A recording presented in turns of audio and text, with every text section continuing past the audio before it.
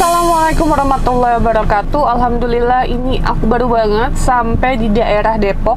Jadi aku dapat info dari followers aku, ada ODGJ yang sering menyakiti hewan dan ada juga yang sampai dikubur hidup-hidup gitu. Jadi kayak kucing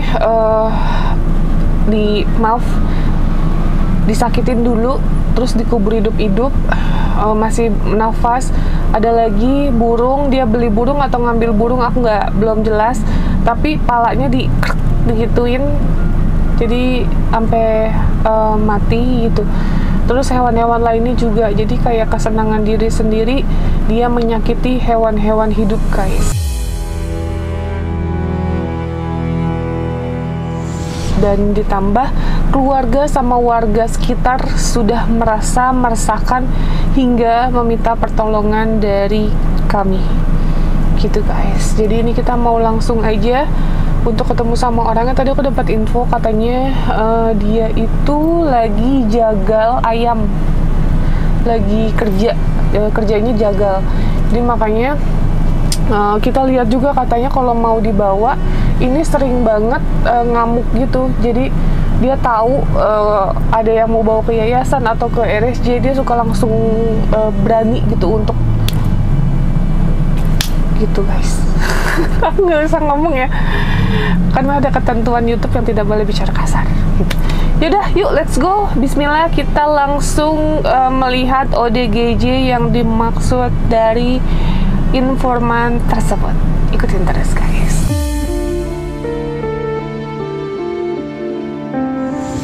Halo mas. Iya mbak. Iya, ini gimana ceritanya? Ini emang udah berulang kali kan anaknya itu dibawa ke yayasan. Yayasan mana? Yayasan pertama itu di yayasan di Bekasi. Oh tahu. Terus? Nah kedua yang dari yayasan dia berulang kali tuh kabur-kaburan terus. Hampir ada 5 kali atau 6 kali kabur. Akhirnya dari keluarga sini udah jengah dari pihak sana, dipindah lagi lah tempat. Akhirnya dapat di Bogor. Di kalau nggak salah tempatnya. Oh iya aku tahu. Terus? Nah di sana juga sama, baru 3 hari kabur. Dibawa lagi ke sana sampai 3 atau 4 kali kalau nggak salah tuh. Yang keempatnya dia bilang pokoknya di sana itu ada masalah, saya nggak bisa nyebutin karena apa gitu ya. Makanya anaknya sampai ngamuk nggak mau dibawa ke sana. Akhirnya anaknya nggak mau, kita nyari solusi. Kita minta tolong ke wali kota Depok. Sama orang tuanya minta tolong ke wali kota Depok. Orang wali kota Depok ngasih tahu ke Sumedang waktu itu. Ya kita nggak tahu namanya, saya lupa lagi tuh, sempat ke sana. Saya juga yang nganterin. Itu lumayan hampir setahun itu dia, karena mungkin karena jauh dia nggak bisa kabur, cuman karena orang tuanya kepentok biaya, pembayarannya telat, akhirnya dipulangin terus, dan akhirnya karena sampai udah nggak ada biaya lagi dipulangin gitu sampai sekarang.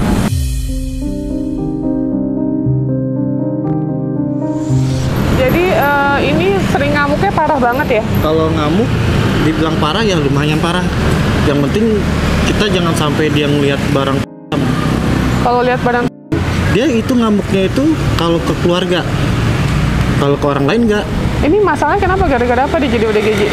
Dia itu dari kecil itu udah ada kelainan. Iya, kelainannya? Dari kelainan. Waktu kecil dia bayi itu, kalau bayi normal kan pas lahir pasti nangis ya. Dia sama sekali nggak nangis. Sampai dokter berpikirnya nggak ada nafas kan. Tapi ternyata ada nafas. Nah, jalan berapa bulan, berapa tahun, dia itu baru bisa jalan di umur 6 tahun. Nah, akhirnya kan sebelumnya di rumahnya di atas. Umur berapa tahun ya saya lupa, pindahlah ke bawah. Nah, dari bawah itu mulailah ngamuk. Jadi setiap apa yang dia mau nggak dikasih, selalu ngamuk. Nah selalu itu dia ngamuk. suka matiin hewan-hewan hidup-hidup. Kadang kalau dia lagi kesel di luar, misalkan dia lagi main, terus dia diejek atau diapain ya, dia ke rumah, nggak ngamuk ke rumah. Sampai lagi itu kucing diambil sama dia, dikubur hidup-hidup. Sampai berapa kali burung sampai kepalanya dipelintir sampai mati. sama juga dibakar di kompor kayak gitu. Jadi kayak kepuasan tersendiri ya? Iya, kayak gitu, kayak kepuasan sendiri. Oke. Makanya mungkin udah di titik yang bingung mau gimana gitu. Sedangkan dari keluarga kita juga nggak bisa bantu keluarga dia, posisinya kayak gitu. Mas saudaranya ya? Saya saudara.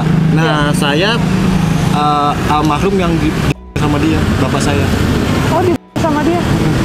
Gimana ceritanya? Itu ceritanya kejadiannya waktu itu kan anak ini dibawa ke rumah sakit, akhirnya berobat jalan tuh di RSUD Depok. Hampir selama setahun kalau nggak salah deh, setahun lebih. Akhirnya ada ya mungkin orang tuanya ada omongan gak enak, kayak gitu juga kemungkinan capek atau gimana saya juga kurang tahu. Obatnya diberhentiin, jalan seminggu obat diberhentiin, mulai itu dia ngamuk lagi. Dia mulai ngamuk lagi karena dia minta sesuatu. Ngamuk tuh itu waktu itu pas kejadian di bulan puasa 2016. Saya lagi kerja tuh posisinya, nggak ada orang. Akhirnya sama bapak yang satu itu ditolongin, adem tuh. Udah jalan seminggu kemudian mulai itu ngamuk lebih parah. Nah pas posisi di situ kan bapak si Rizky ini kerja di Jagal. Kebetulan dia lupa nyimpen pisaunya tersebut. Akhirnya yang kepegang sama dia, keluarga bingung yang pada ngamuk. Saya posisi juga lagi di luar kan. Keluarga dari Rizky laporlah ke rumah saya. Akhirnya bapak saya almarhum turun ke bawah, dia ngerayu, dia ngobrolin, dia baik-baik. Posisinya mungkin almarhum mau balik ke depan, mau minta apa gitu, dari belakang langsung sama si Rizky.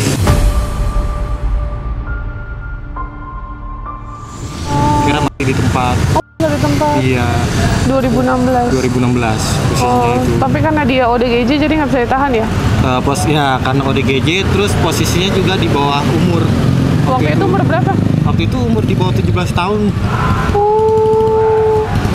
Iya, makanya waktu itu akhirnya sama keluarga kita berkumpul. RT cuma minta anak ini jangan sampai ditempatin di sini lagi. Ya posisinya karena mama saya juga udah mungkin yang namanya kecewa. Akhirnya mama saya setuju, cuman pihak keluarga nggak setuju. Jadi kita bingung. Akhirnya anak ini diserahin ke polisi. Dari polisi dibawa ke rumah sakit yang di Bogor. Ya kan? Dibawa ke rumah sakit yang di Bogor cuma sebulan, dibalikin lagi. Ya kan emang segitu waktunya, temponya. Akhirnya karena berhubung di sini sudah nggak diterima, anak ini dibawalah itu tadi ke ke yayasan di Kranji. Kenapa nggak diikhlaskan aja ke dinas sosial? Rencananya kayak gitu, cuman mungkin karena orang tuanya ya namanya anak ya nggak mungkin bisa lah lepas anak. Ya tapi kan tetap nggak bisa, ini kan kondisinya udah ada korban. Nah sekarang ya mau nggak mau kita serahkan deh kayak gitu. Ya udah coba kita lihat dulu ya kondisinya. Iya, tapi anaknya dia dijaga. Oh lagi dijaga. Iya. Jadi nggak mungkin kita ke sana kan? Iya, apa kita bawa ke rumah aja ya? Bawa ke rumah boleh. Ya udah. Dan pastikan dia nggak bawa sajam ya? Enggak. Ya udah. Udah kita simpan semua sih sajam. Oke. Ya udah yuk.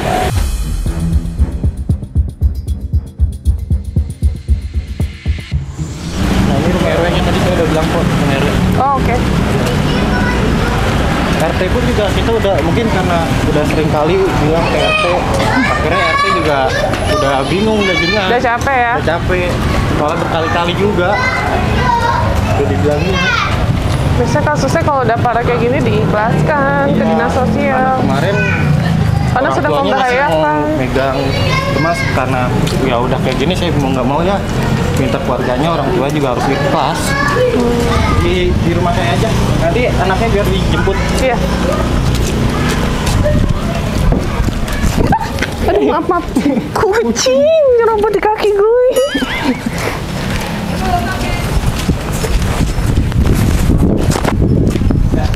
Yang mana? Masukin ke dalam. Oh iya baik. Biar anaknya nanti dijemput dulu. Iya. Terus sini. Ya. Nanti kita ngobrol di sini aja. Iya. Iya. Kasih nggak apa-apa, sepatu pakai. Pakai aja. Iya nggak apa-apa. Pakai aja. Nggak apa-apa, nggak apa-apa. Ayo.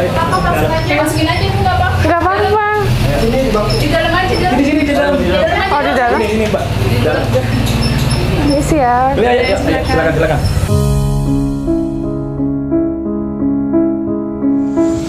Nah ini ayahnya nih. Oh ini bapaknya. Ya, duduk sini. Ya jadi jelas.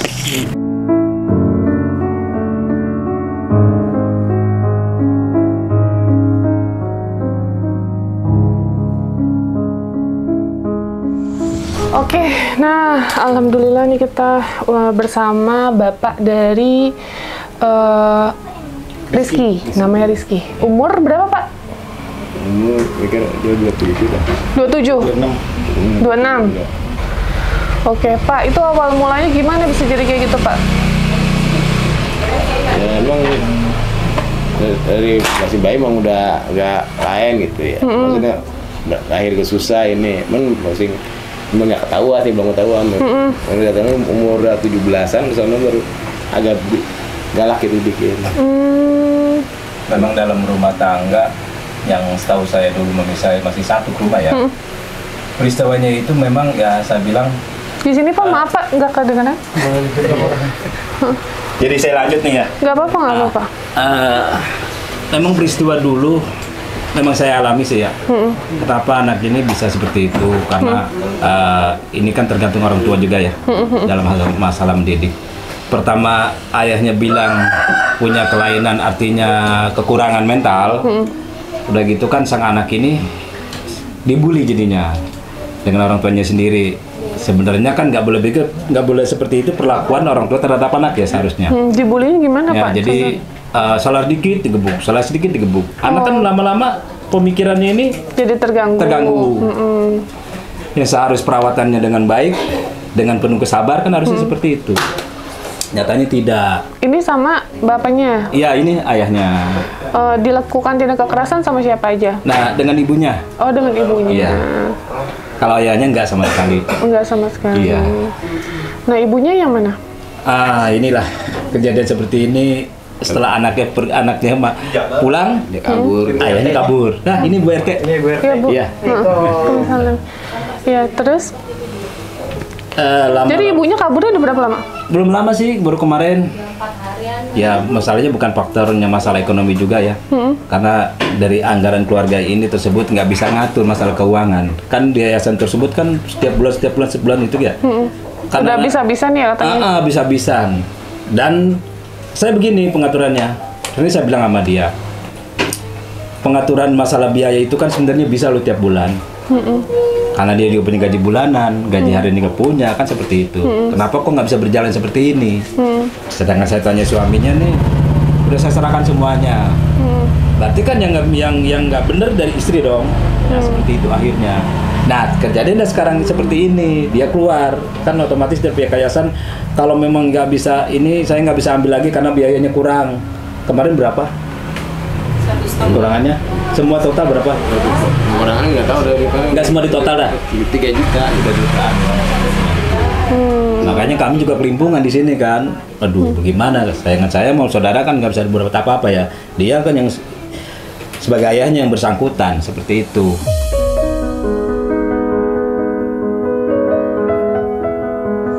Rizky itu punya KIS, Mbak. Oh ya, KIS ya?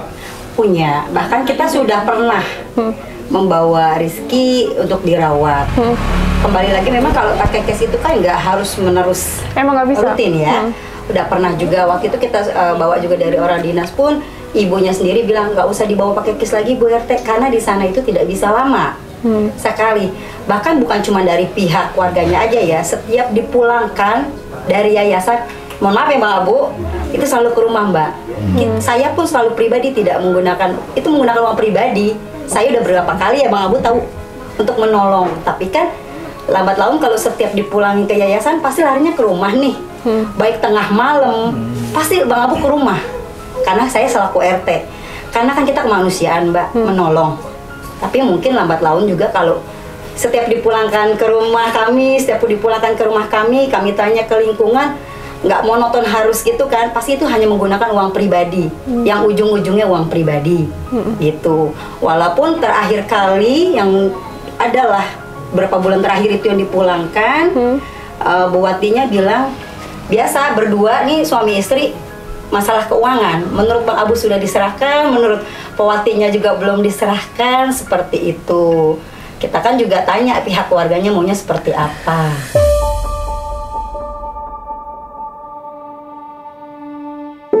Tapi sebenarnya mau pakai jaminan KIS, BPJS atau pribadi itu sebenarnya sama aja, Bu. Ya. Sebenarnya sama aja. Jadi nggak ada pengaruhnya. Itu tergantung ACC dari pihak rumah sakit atau dokter tersebut gitu. Apakah sudah layak dipulangkan ataukah belum gitu. Kalau untuk mengawal saya untuk sejauh itu kan kita nggak ngerti tahu, ya.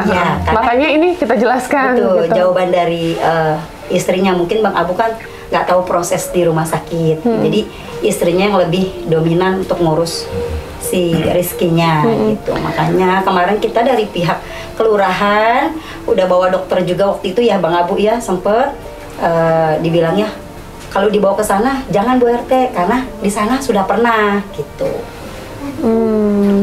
Kita sudah melakukan jalan-jalan yang harus kita tempuh, Mbak. Nah, terus sekarang kan sebenarnya kan inti dari semua ini sudah ada korban ya Bu ya?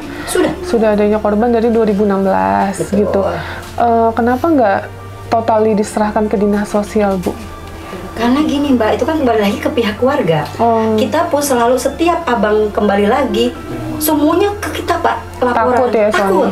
Saya selalu bertanya kan, Pak Ayah ini gimana? Otomatis kami yang di lingkungan jadi ketua RT pun yang disalahkan sama warga. Warga kan hanya bisa menyalahkan kita.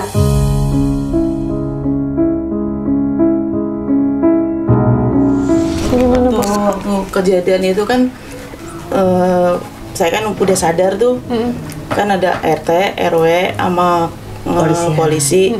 Saya bilang, saya nggak nuntut apa-apa, cuman saya mau satu, ini Rizky ini dibuang aja dari wilayah Depok. Istilah buang itu terserah mau dibawa di atau dibawa kemana. Ini gitu kan. almarhum istrinya. Iya, almarhum. Iya, suami saya yang waktu kejadian itu. Nah, terus kan dimasukin ke penjara tuh cuman sebulan. 20 nggak sampai sebulan deh. Nggak sampai sebulan. Ya, terus tuh saya nggak ngerti tuh kenapa kok dipulangin gitu. Terus kata ada yang ngomong bilang ke saya, katanya dia nggak harus dimasukin ke kantor polisi katanya. Dengan alasan? Dengan alasan katanya dia ada kelainan jiwa gitu.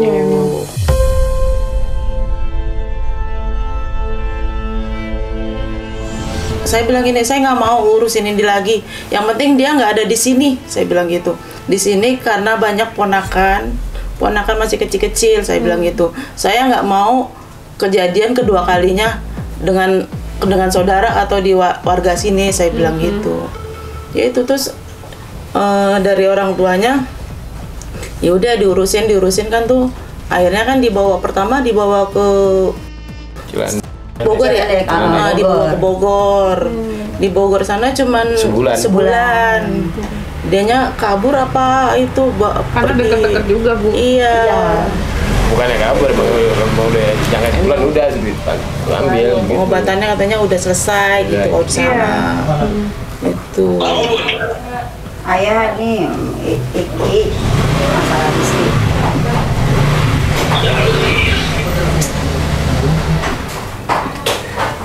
Sinyalnya kurang bagus. Jadi kejadiannya begitu jadinya. Ya udah awal perjanjiannya memang waktu itu udah rapat keluarga semua. Intinya sebenarnya kalau kemarin awal peristiwa terjadi itu disetujui benar dijalanin, mungkin nggak akan terjadi seperti ini. Karena kita anggap dibilang nggak punya anak, tapi tetap dipelihara sama negara ya. Iya seperti betul. itu. Seandainya ini kayaknya tanda kutip kita kan di keluarga ini nggak ada yang tahu. Yang tahu lebih tahu dia nih berdua dengan suami istri. Nah ini. Watinya kerja, nggak tahu kerjanya di mana. Di keluarga kita nggak ada yang tahu. Watinya. Sejak kapan? Ini dia anaknya. Ya, Ini kotor banget. Salaman.